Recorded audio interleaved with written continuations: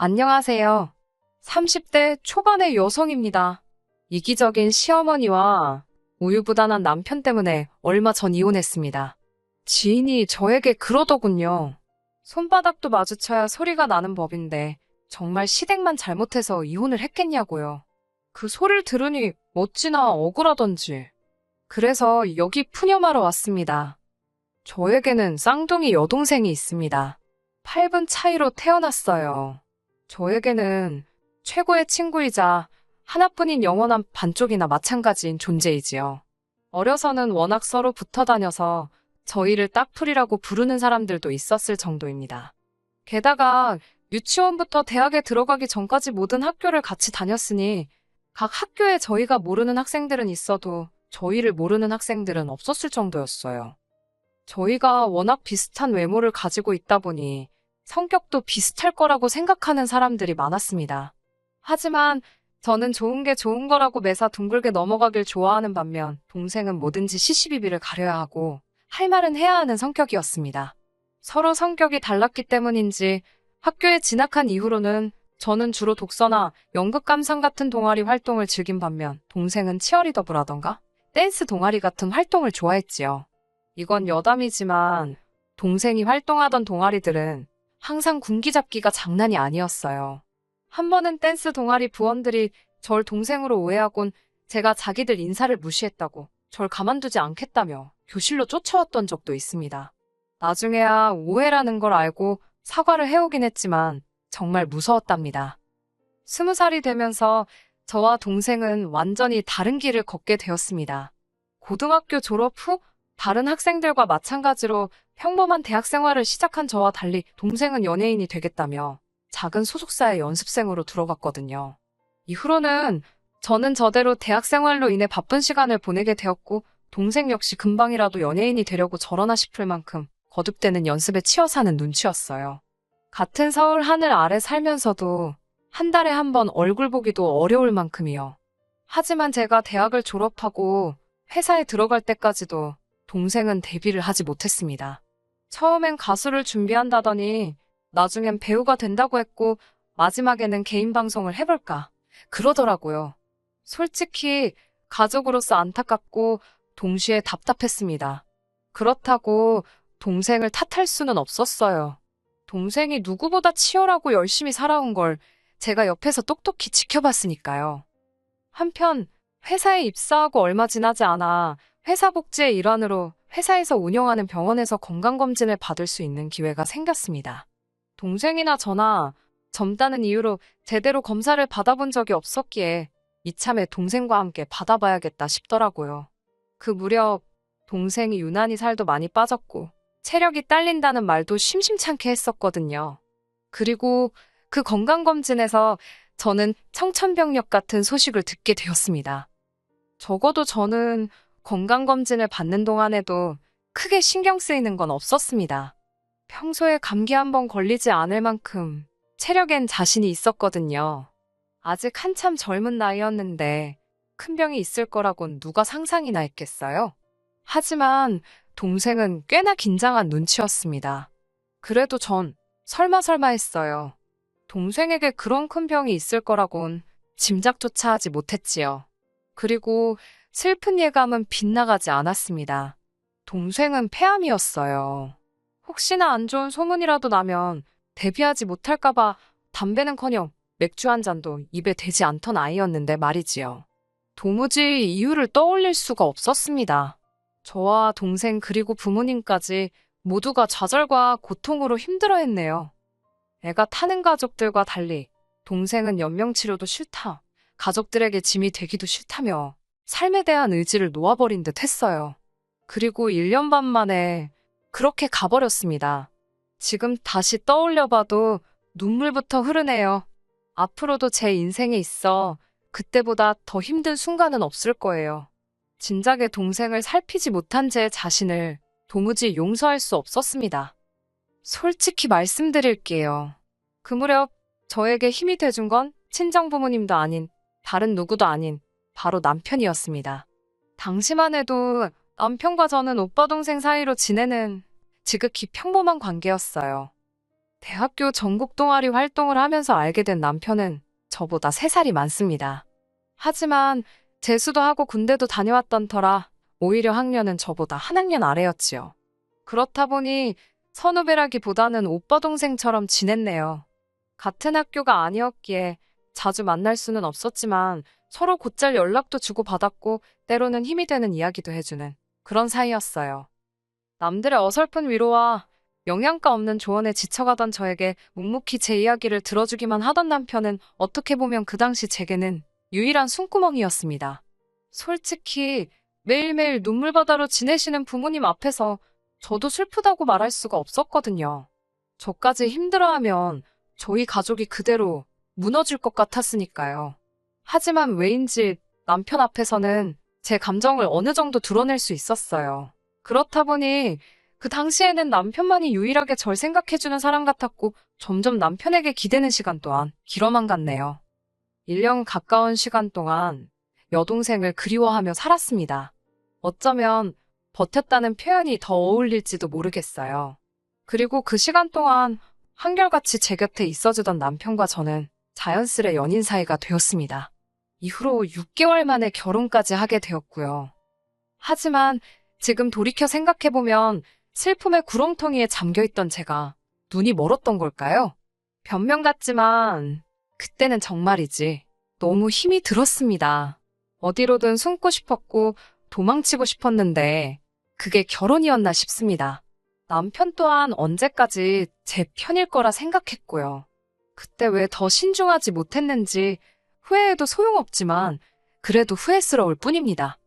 왜 그런 소리를 듣고도 파혼을 안 했냐 하실까봐 이 이야기를 적을까 말까 고민을 했습니다만 기왕 푸념하기로 한 거 숨겨서 뭐 하겠어요. 다 털어놓겠습니다. 사실 남편과 연인으로 지낸 기간은 반년에 지나지 않으니까 당연히 시부모님이라던가 신우를 직접 만나볼 기회가 없었어요. 오빠 동생 사이에 굳이 집에 찾아가 인사를 드리고 할 만한 이유가 없었지요. 그래서 남편에게 프로포즈를 받자마자 가장 먼저 계획했던 일 중 하나가 시댁에 인사드리러 가는 일이었습니다. 남편 말로는 어머님도 신우도 성격이 괄괄해서 그렇지 속은 따뜻한 분들이라며 혹시 말을 좀 세게 하셔도 저더러 이해하라고 했습니다. 그리고 남편이 왜 그런 말을 미리 하면서까지 연막을 쳤는지 만나보니 확실히 알겠더라고요. 시어머니나 신우나 단지 성격이 괄괄한 게 아니라 이렇게 표현해도 될지 모르겠는데 정말 쌍스럽더라고요. 단지 거친 어휘를 쓰시는 것뿐만 아니라 듣는 사람에 대한 배려라곤 눈꼽만큼도 없었습니다. 사람의 외모나 생김새에는 정답이 없기에 함부로 평가해서는 안 되는 거잖아요. 저희 친정부모님도 그렇고 저도 타고나기를 마른 체형입니다. 잘 먹고 못 먹고의 문제가 아니라 체형 자체가 마른 체형이에요. 그런데 어머님께서는 절 위아래로 훑어보시더니 볼품이 없다. 딱 그게 첫마디셨습니다. 볼품이 없다고요. 어떻게 초면에 아무리 제가 인사를 드리러 온 자리라고 해도 그렇지 볼품이 없다라는 표현을 쓸 수 있는 건지 생각지도 못한 어머님의 말씀에 당황한 나머지 말도 제대로 안 나오더라고요. 그래도 남편이 요즘에는 다들 이 사람처럼 되고 싶어서 돈 주고 살 뺀다며 누나도 그러지 않았냐고 저 대신 받아쳐주더라고요. 그제서야 저도 신우를 제대로 보게 되었는데 어휴 따로 표현은 안 하겠습니다만 절에서 맞는 사이즈나 사입을 수 있겠나 싶더라고요. 아무튼 어머님께선 남편의 말을 들으시더니 그래도 네 누나 정도는 돼야 애도 잘 낳고 건강하게 오래 산답니다. 이 말도 솔직히 곱게 들리지는 않았지만 하나하나 걸고 넘어질 수도 없는 노릇이었고 그냥 한 귀로 듣고 다른 귀로 흘리자는 심정이었지요. 식사 시간 동안 이런저런 대화가 오고 갔습니다. 아버님께선 건강관리를 잘해야 한다는 뭐 그런 이야기를 하셨고요. 그러자 어머님께선 당신 지인의 자식이 죽을 병에 걸려서 몇 달째 병원에 입원해 있네 어쩌네 하시며 떠들고 계셨습니다. 그 부모들은 어디 놀러도 못 다니고 그동안 모아놓은 돈만 다 까먹고 있다면서요. 그러더니 갑자기 생각났다는 듯이 제 동생 이야기를 물어보시더군요. 암이었다면서 니네 부모 중에도 안 걸렸던 사람이 있냐? 니네 할머니나 할아버지는 다 멀쩡하셨냐? 병원비는 많이 안 들었냐? 보험금 좀 받았냐?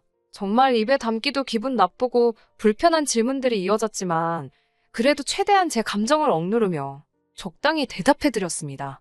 맞은편에 앉아있던 남편이 워낙 난처한 표정을 짓고서는 입모양으로 연신 미안하다고 사과를 해대고 있었기에 속에서 올라오는 분노를 간신히 누르고 있었지요.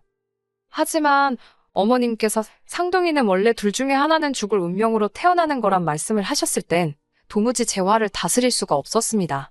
그게 무슨 말씀이시냐니까. 하나가 받아먹을 걸 애미 뱃속에서 둘이 나눠 먹으니 하나가 원래 부실할 수밖에 없다나요. 그래서 원래 쌍둥이 중 하나는 뱃속에서 죽거나 아니면 나와서 죽는 게 운명이랍니다. 그리고는 한다는 말씀이 그래도 네 동생은 오래 버텼다야. 거진 30년은 살다 간 거 아니냐며 운이 좋았다네요. 정말 얼마나 화가 나던지 온몸이 부들부들 떨리고 당장이라도 심장은 입 밖으로 튀어나올 것만 같았습니다. 제가 먼저 가보겠다고 인사도 하는 둥 마는 둥 말씀드리고 그 집을 도망치듯 뛰쳐나왔어요. 나중에서야 어떻게 그런 말씀을 하시냐고 소리라도 지를 걸, 과일 먹던 상이라도 걷어차고 나올 걸. 별의별 생각이 다 들었지만 그 당시에는 제 스스로 제 감정을 어떻게 주체할 수가 없었습니다.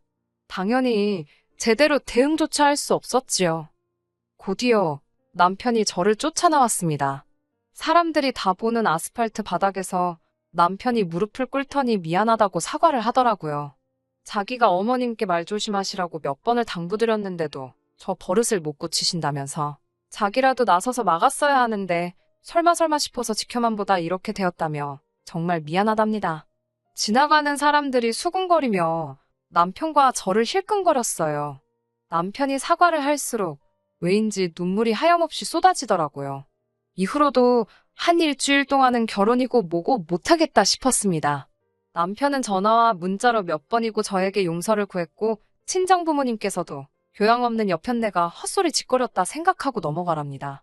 남편 하는 걸 보니 한 번 더 기회를 줘도 될 것 같다면서요. 그렇게 하게 된 결혼입니다. 당연히 시댁에 대한 제 마음이 좋을 리 없었지요. 그래도 사람들이 말하는 며느리돌이 하고 살았습니다. 솔직한 제 심정으로는 며느리돌이나 많아 그까짓 거 진짜 개나 줘버리고 싶었지만 친정 부모님 얼굴에 속된 말로 똥칠할까봐 했어요. 남편도 어머님의 막말 사건 이후로는 어머님이 행여나 저에게 말실수하시지 않도록 중간에서 그런대로 처신을 잘해주었고요. 하지만 결국 팔은 안으로 굽는다더니 그 말이 딱이었습니다. 당시 남편과 저는 회사에서 멀지 않은 곳에 위치한 아파트에서 전세살이를 하고 있었어요. 사실 결혼 준비를 할 때 남편 말로는 한 5천 정도는 도움을 받을 수 있다고 했습니다. 저희 친정에서도 그 정도의 돈이나 아니면 자동차를 사주시겠다 하신 상황이었고요. 외에도 남편이 모아둔 돈이 8천 정도 있었고 저도 7천 정도 준비되어 있었으니 넉넉하진 않아도 크게 부족함 없는 시작을 할 수 있겠구나 싶었지요. 하지만 청첩장까지 나오고 나서야 어머님께서는 신우는 아직 결혼도 못했는데 동생이 먼저 가는 것도 부족해 재산까지 다 털어먹어야겠냐며 저와 남편을 나무라셨어요. 남편은 남편대로 크게 스트레스를 받은 눈치였고 저는 치사하고 더럽다 싶었지요. 홧김에 친정부모님께도 안 도와주셔도 된다 하곤 그 길로 아파트 전세를 계약해버렸습니다. 그래서 얼떨결에 반반 결혼을 하게 되었네요. 그때는 진짜 어이없고 솔직히 속상했는데 지금은 참 다행이다 싶어요. 저랑 남편 사이에 얽힌 문제가 없다 보니까 막상 이혼을 하는데도 재산 분할이나 마나할 것도 없고 그냥 시간 문제더라고요. 아무튼 그렇게 남편과 저희 둘이 나름대로 생활을 꾸려가고 안정을 찾아가는 중이었습니다. 그런데 올봄 남편이 신우가 저희 아파트 라인으로 이사를 오기로 했다는 거예요. 왜 신우가 우리 아파트 라인으로 이사를 오냐고 물었습니다. 신우가 다니던 직장은 저나 남편이 다니던 직장과는 반대 방향에 위치하고 있었거든요. 그리고 시댁은 그 근처에 있었고요. 아무리 생각해봐도 신우가 갑자기 저희 아파트로 이사를 온다는 게 이해가 되질 않았습니다. 남편은 지나가는 말처럼 누나가 아프대 그러더군요. 제가 남편한테 이야기를 똑바로 하라고 지금 장난하는 거 아니라고 도대체 신우가 어디가 아픈데 우리 아파트로 이사를 오냐고 했습니다. 그러자 남편이 자기도 잘은 모른다면서 저더러 한다는 말이 저도 알다시피 어머님 아버님은 이제 이른을 바라보시는 나이 아니냐입니다. 어머님 아버님은 당신들 건강 챙기기에도 바쁘신 분들 아니냐고요. 그런데 신우가 암에 걸렸답니다. 간암 2기라대요. 지금 당장이야 혼자서 병원도 다니고 뭐 생활하는데 큰 지장은 없겠지만 앞으로가 문제 아니겠냐며. 아무래도 어머님 아버님 곁에 있는 것보단 젊은 우리 곁에 있는 게 도움받기도 좋고 그럴 것 같아서 이쪽으로 이사를 오기로 했답니다. 제가 너무 어이가 없어서 누구 마음대로 누가 도와준다는 거냐고 따졌습니다. 그러자 남편이 말이 도움이라는 거지 해줄 것도 없답니다. 우리 먹을 반찬하고 그럴 때 누나 것도 조금만 더 해주면 좋고 누나가 차가 없으니까 어디 가고 그럴 때 저나 남편 중 시간 되는 사람이 태워다 주고 저더러 친언니다 생각하고 같이 카페도 다니고 그러랍니다. 가끔 청소 좀 도와주고요. 정말이지 그 정도면 된답니다.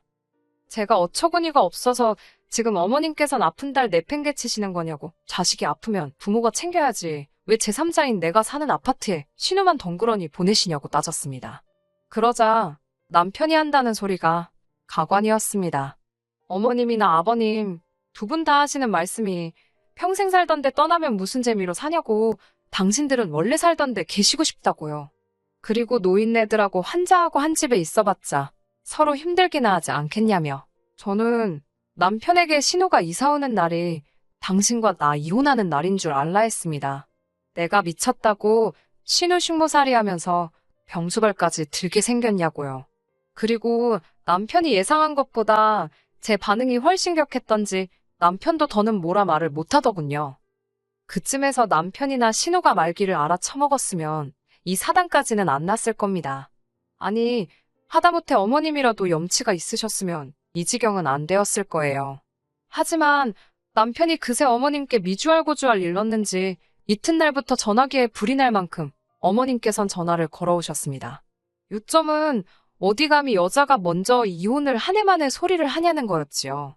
그리고 집에 데리고 살라는 것도 아닌데 그 아파트가 전부 다 네 거냐고. 네가 뭔데 내 딸이 지발로 이사를 간다는데 못 오게 하냐입니다. 처음엔 듣고만 있었지만 나중엔 진짜 나를 뭘로 보고 이러시나 싶어서 저도 따박따박 떼들었어요. 이사 오는 저희가 눈에 빤히 보이는데 죄가 좋겠냐고요. 그러자 어머님께선 원래 시댁 식구가 아프면 며느리가 그런 수발 드는 거랍니다. 저더러 그런 것도 못 배우고 시집왔냐고 오히려 저를 이상한 사람 취급을 하시더군요. 어이가 없어서 제가 어머님께 매사 신보가 그런 식이시니 신우가 어머님 대신 벌 받는 거라 했습니다. 남의 여동생더러 팔자가 어쩌고 그래도 30년이면 운이 좋았다며 막말을 퍼붓지 않으셨냐고요. 신우는 곧 마흔이니 내일 가도 억울한 거 하나 없겠다며 저도 악담을 퍼부었어요. 어머님께선 저더러 미친 엑스라며 어디 감히 그런 말을 입에 담냐고 제정신이냐고 악을 쓰셨습니다. 전 제가 다 잊고 사는 줄 알았는데 어머님이 그때 하신 말씀이 어지간히 제 가슴 깊이도 박혀 있었던 모양입니다. 신우가 아프다는데도 불쌍한 생각이 하나 안 들더라고요. 그리고 그날 저녁 남편과도 대판 싸우게 되었습니다. 남편은 다짜고짜 어머님한테 네가 한 말이 사실이냐며 어떻게 그런 소리를 할 수 있냐고 고래고래 소리를 질렀습니다.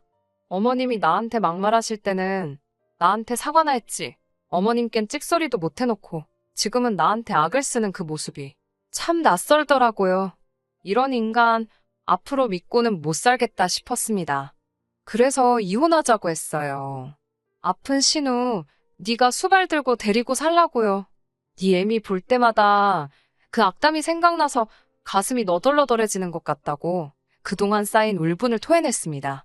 제가 하나하나 다 열거하진 않았지만 솔직히 어머님 막말이 그것뿐이었겠어요. 그렇게 헤어지게 되었습니다.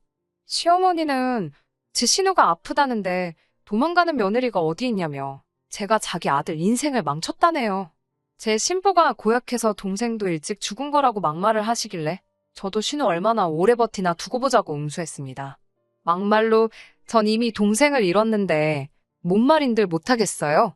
말할수록 업보를 쌓는 건 어머님 쪽이었으니 저도 지지 않고 맞불을 놨네요. 영원히 제 편일 줄 알았던 남편도 저더러 계속해서 서운하다며 일단 신우부터 낫게 하고 그 이후에 시시비비를 가리자던데 기도 안 차서 대꾸도 안 해줬습니다. 이런데도 정말 제 이혼이 손바닥이 부딪혀서 일어난 일인가요? 전 아니라고 생각합니다. 하긴 이미 이혼은 했고 다른 사람들이 어떻게 생각하든 무슨 상관이겠어요.